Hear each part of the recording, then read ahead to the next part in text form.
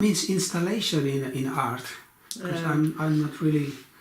Yeah, it's a kind of a happening or something that strikes the curiosity of the people without giving an answer, making people just stop for a moment and go, huh? What is this? You know, then getting them out of their train of thoughts for a moment. Have you done such art? I have been doing performances, which is a little bit similar.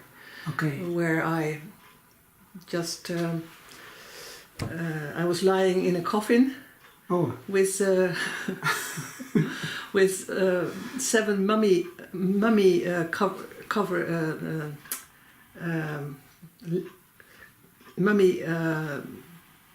covers covering me.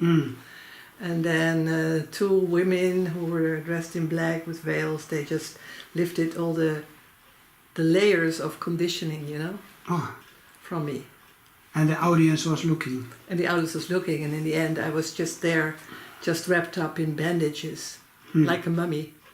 And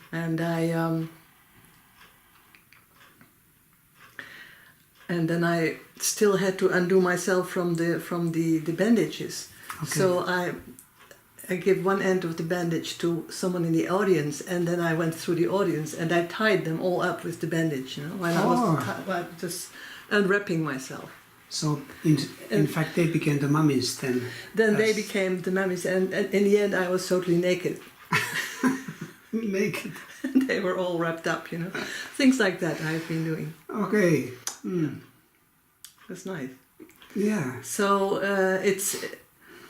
these are art forms that are meant to sort of shock people out of their routine, out of their hypnosis for a bit.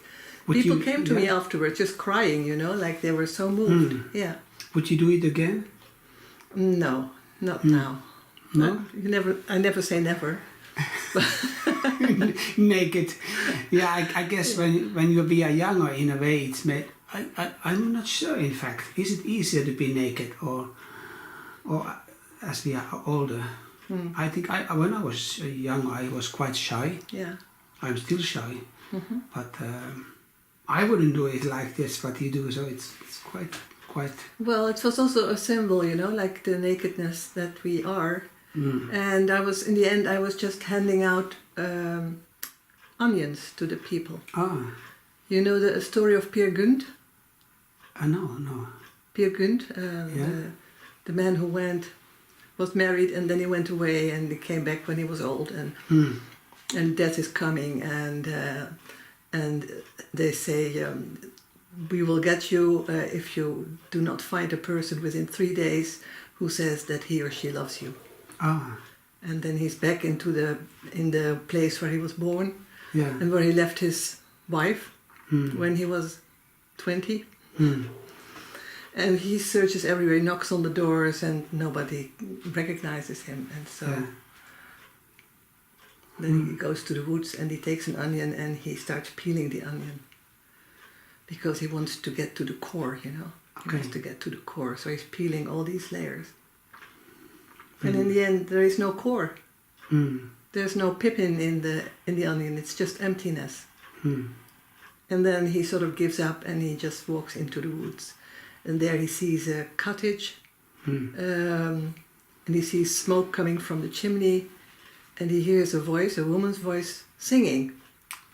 So he walks there, and then at the back of the house there is an old woman just brooming the place, you know, and singing. And that's his wife. Oh, okay. Wow. Whom he hasn't seen for 60 years. And then she looks up and she says, "Oh, you're back again." Oh. There you are. She recognized him? Yes, immediately. Okay. And then death comes to take him, you know, because he hasn't found anyone who said that they love him. And then she says stop to death, and she takes him in her arms on her lap, and she says, "I love this man." After 60 years, the love is the same. Yeah. It's a beautiful, beautiful parable. Yes. I was just talking today with a friend, and like wondering what would be a subject, and she gave me with like question that what is it like to becoming old, of the aging in life. We have the body, what is getting older, and we have the inner body. How you see that? What is the inner body for you? For me, You say we have the inner body. Do you have an inner body, and what is it? I feel like although my body is getting older, my inner body is becoming the child what I was when I was younger. So in a way, it's kind of changing again towards the innocence, which was in me. So it's like less judgments, and kind of joy many times in unexpected small moments. Yeah. Well, actually, Yeah. it's the same with me. I sometimes feel like I'm a child, you know, or the young girl, you know, and I do these rubbish and these funny things and stuff, and I feel perfectly joyous. And I think that's sort of an indication that what we really are is awareness. The awareness is ageless. It doesn't have an age. It is always there. It was there when we were born, and it is there still when we die, you know. And it will be there when this body leaves the planet Earth. Yeah. Yeah. The awareness just withdraws from the body, and the body, just like dead leaves, just goes back to nature.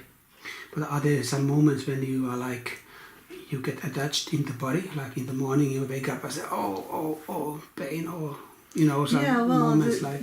It's good to see that the body is just slowly sort of becoming less mobile and getting sort of aches, you know. There is an expression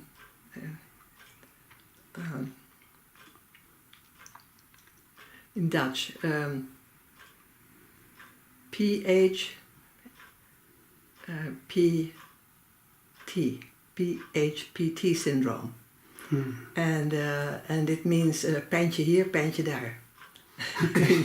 Little pain here and a little little injury here, and you know, and the stiffness there, and that's part of getting older, and it is also good because there is a moment when the discomfort of the body becomes such that you begin to long, you know, for the end and for fresh beginnings, you know, like like you just like the leaves go to the earth and they wait until spring, or the seeds go to the earth and they wait till spring till the next life is coming. I like this Dutch language because it has kind of playfulness, like pijntje. Pijntje means like something small, and Pijntje hier, pijntje daar. Yeah, it's kind of there's a lot of childish sayings in Dutch. Yeah. How you feel like you talk now in English? Can you express yourself as freely as in Dutch? Yeah, most of the time I can. You know, English has been with me ever since I was young, because my parents, when I was 4, they spent a year in England. And so I was playing with the children and talking English. And of course later I forgot. But when we started learning English in school, it came back very quickly. And also the pronunciation. So yeah, the famous pronunciation, yeah.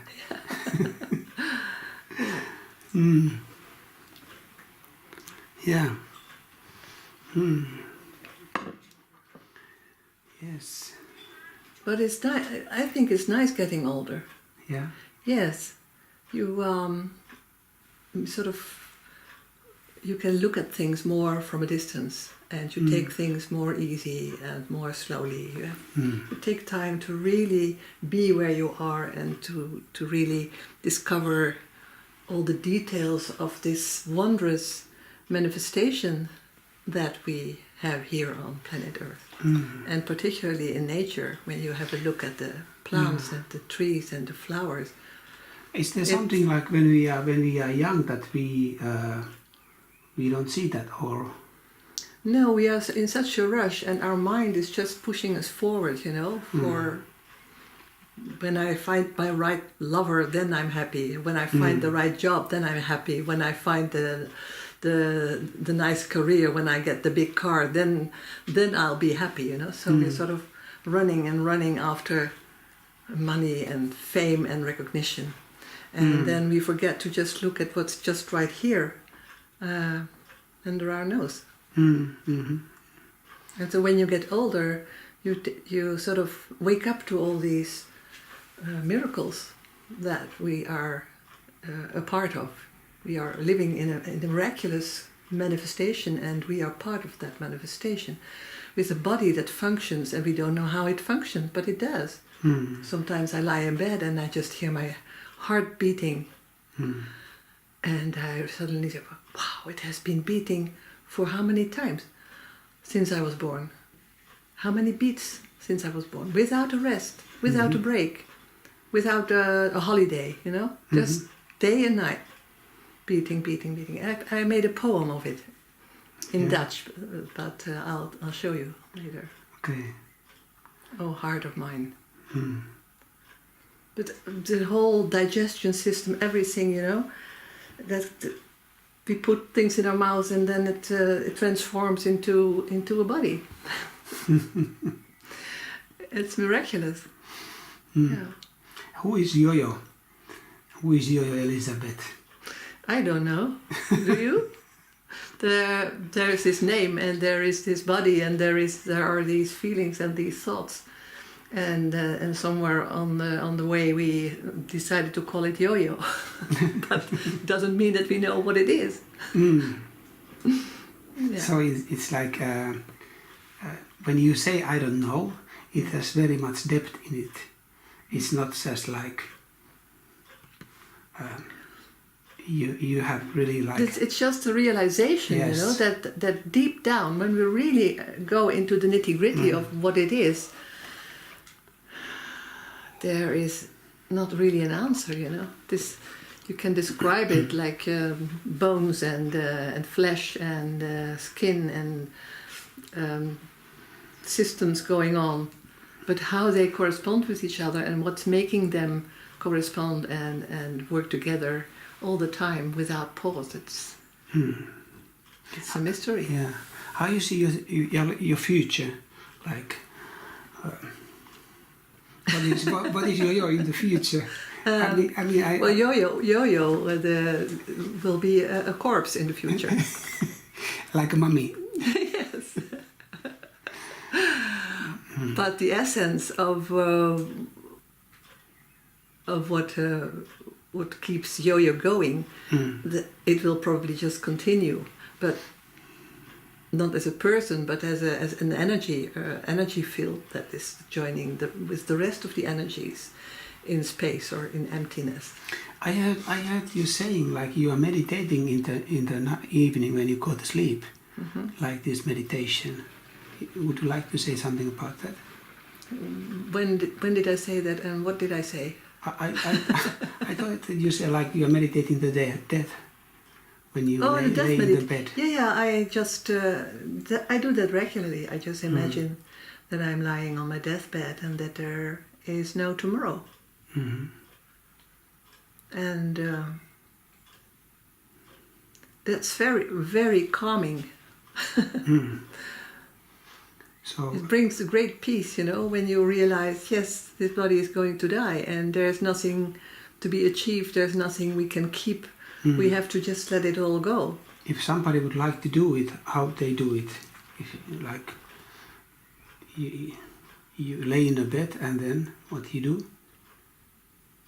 I just close my eyes and I don't move. And when you don't move, there is no longer a sensation of a body. I mean, there's a sensation of breath going in and out, but not the sensation of something, you know. And this breath going in and out is really what keeps us going. I sometimes imagine that I'm not the body inhaling, but that I'm the breath, the prana, just going inside, being sucked into this body and then pulling itself back from the body. And at the same time I can see this emptiness just pervading each and every living being, you know, from the tiniest ant to the big elephants and the species we call mankind. Do you then, all at the same time, like all these millions of people, you know, being pervaded by that nothingness, by that emptiness, by that space or prana or ki or whatever you call it, and then pulling itself back again. Do you fall asleep in that state, or? Yeah. In the end, I just fall asleep. You fall asleep in the meditation, like you did. And sometimes I just lie awake for hours, you know. Yeah. Just happily being. Yeah. And watching the occasional thought just drifting by, or the occasional feeling, or the bodily sensation just coming and going. Yeah. What would be your advice, like for people who have difficulty to fall asleep in the evening? What would, if there is not like nothing physical problem or just a nervous mind, or what would they do? The thing that you shouldn't do is just trying to fall asleep. The first thing that needs to happen is that you give up trying. Okay, give up trying. Give up trying. And if you can't sleep, just do something. Get up and do something you like, or watch TV, or write a poem, or whatever you like. Eat. Yes. So there is or not do a some must. exercises until you get so tired that you drop dead, you know, like you tend to do. Exercise, yeah. 1,050 steps up and down. Yes. There is a point where you're so tired that you just collapse, you know. Yeah, yes. I could have done more, but I was feeling like I started to vomit, so I had to stop. Yeah. And I had to go to the bakery to get some bread. So I was thinking that I mustn't do more, because it might be that in the shop, you know. You don't want to die yet. Yeah, or make some scene. So I stopped vomiting in the shop. So I was walking slowly back home, and I went to the shop and bought some bread, and so that's it. Like not trying to do something, like that's the key. Yes, but usually we are just worried about, you know, if I don't sleep now, I will be tired tomorrow during work, and you know, and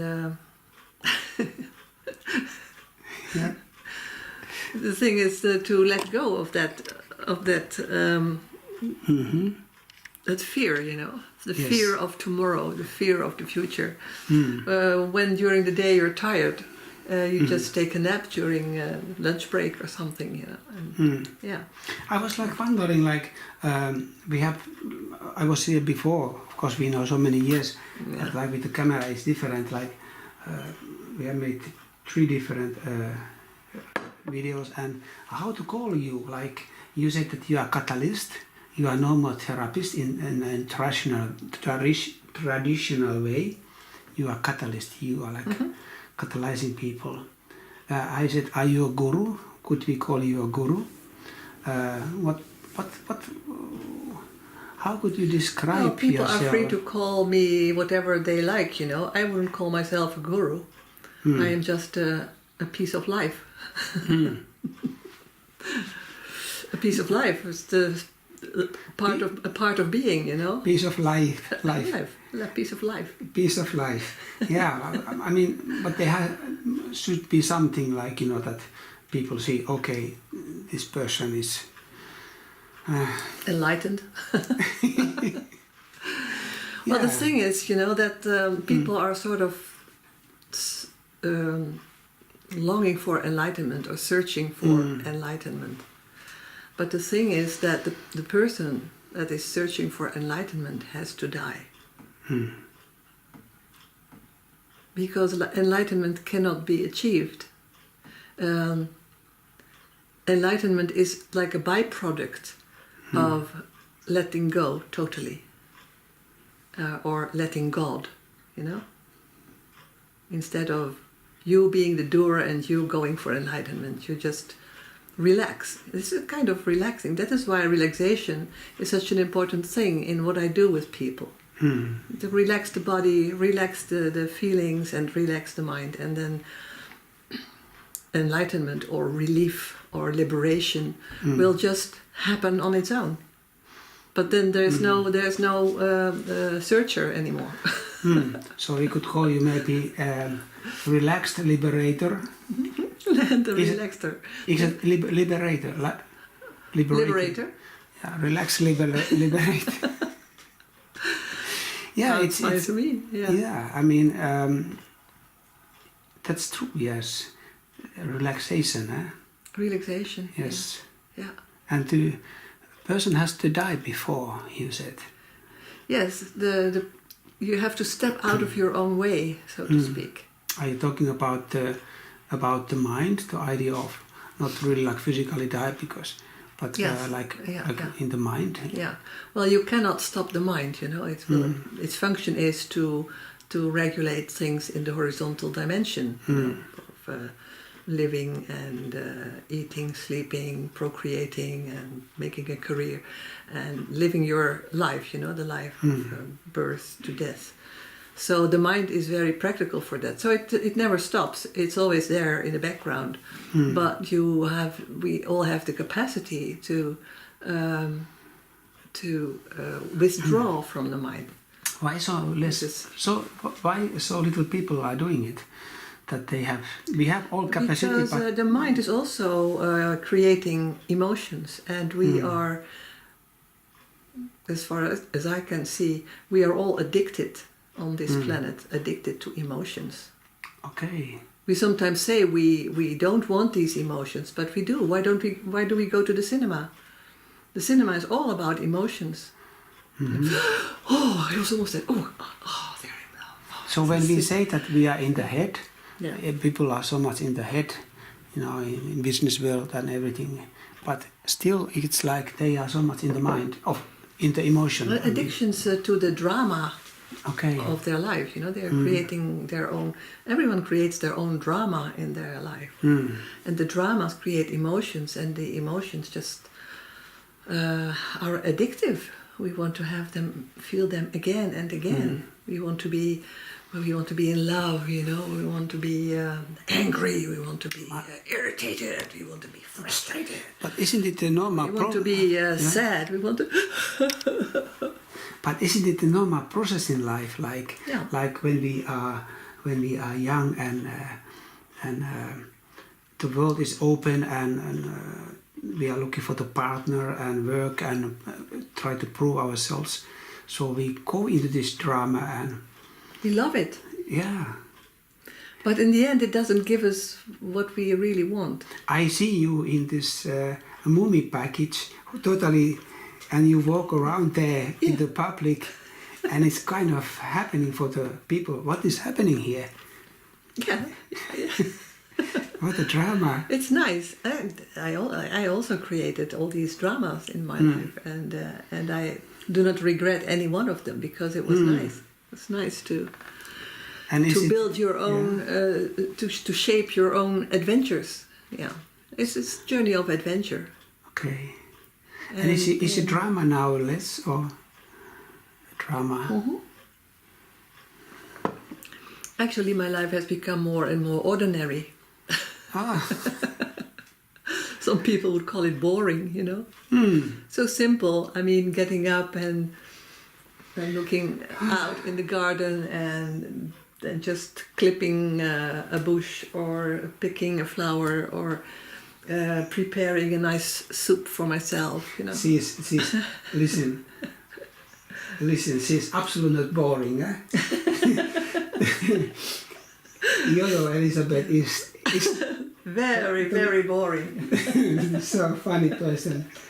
It is every moment is like it's like drama. No, but it's true. Like you are really like here and now. It's just a feeling all the time. Yes. I mean, just looking at you, looking at your face and how it changes, and the gestures that you make, you know, and the eyebrow going up, and then I see this next question just coming up, and it's exciting. It's nice, you know. It's not boring. And then looking at a plant or a flower that's opening, I can just stand there flabbergasted, and minutes can pass. I can just be in awe, you know. But it looks like something boring. Like, what is she doing there? Just looking at the flower.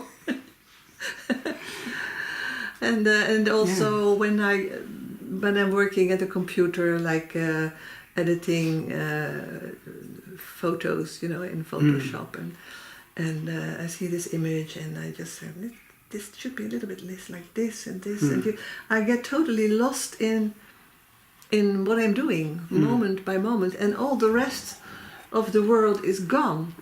I'm there. I'm just there in that moment, and that's bliss. It is a kind of blissful boredom. How is it? Blissful boredom. Yeah, it's a nice title for a workshop. Yeah, blissful boredom. Yeah. And I will be giving a retreat in Greece again in autumn. We were there last year with a group of 12 in Samos. Samos. Okay. I've been there for at least 15 times, and people have become good friends. And so we were there with a group of 12, and then at the end, people say, we want to come again next year, but not for 1 week, but for 3 weeks. So are you now 3 weeks? And I'm going 3 weeks, but people can opt for 1 week or for 2 weeks or for 3 weeks. But now I have found a very nice title for it, which is Blissfully Embodying Being. Blissfully embodying? Blissfully embodying, belichamen. Okay, yeah. Being. Wow. Dus gelukzalig het zijn, het bestaan, belichamen. And this English, in English, of course. And it's in English, yeah. Well, English and both English and Dutch. There will be English-speaking people, and I think a lot of Dutch people. Can people swim there also? Yeah, it's right at the coast, you know. So you have a flight of stairs, and you're on the pebble beach, and you can swim. Yeah. I think I saw a photo from that. Yes. How is it like? You have this. Did you translate the book in English? Yes, it's almost finished. Okay. Yeah. I think another month or 2 months, and then it will be ready. What is the name in Dutch? It's about 8 stages of awakening, and in Dutch it's called bloeien in de bagger, and almost literally translated, it's like it would sound like blossoming in the bog.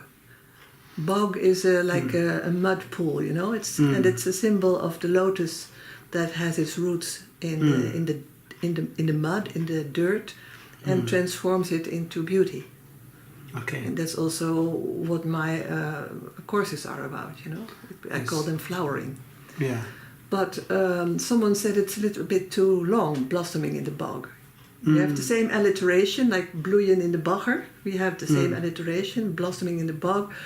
But not everyone knows the meaning of bog, because it's sort of an Irish expression for the what do you call it, a mud pool. Is there the more? And so someone said, why don't you call it sacred shit? Well. And I looked on the internet whether it exists as a title, but it doesn't. So it's new. So I'll probably pick that title. That's nice. For the English. Sacred shit, because it's about the shit of the earth, the shit of the world that can be transformed into something holy, something sacred, something beautiful. Yeah, and then you can have this explanation under. Yes. Like what's about? It's not about shit. it's sacred, but it's totally like. But it's nice. It stays in the head, in the mind. And yes. I think it will raise some curiosity. You know, the title. Yeah. What is that? We know holy shit, but we do not know sacred shit. Yeah. Okay, that's nice. Yeah, yeah. So yeah, that's also something that I'm still working on. And so there's so much to enjoy every day, you know. And most of the time I'm just by myself, and I'm never bored. There's always something that intrigues me and that I want to explore, or something on the internet, or something with people. So I love to be with people who come to the evenings and to the workshops. But then when they're gone, I really enjoy my being alone with me and being in my own company. Yeah. Yes, being my own company. To be my own best friend. How can a person become his or her best friend? Shall we have a break and then continue? Yes, we have a break. Because I like a coffee now.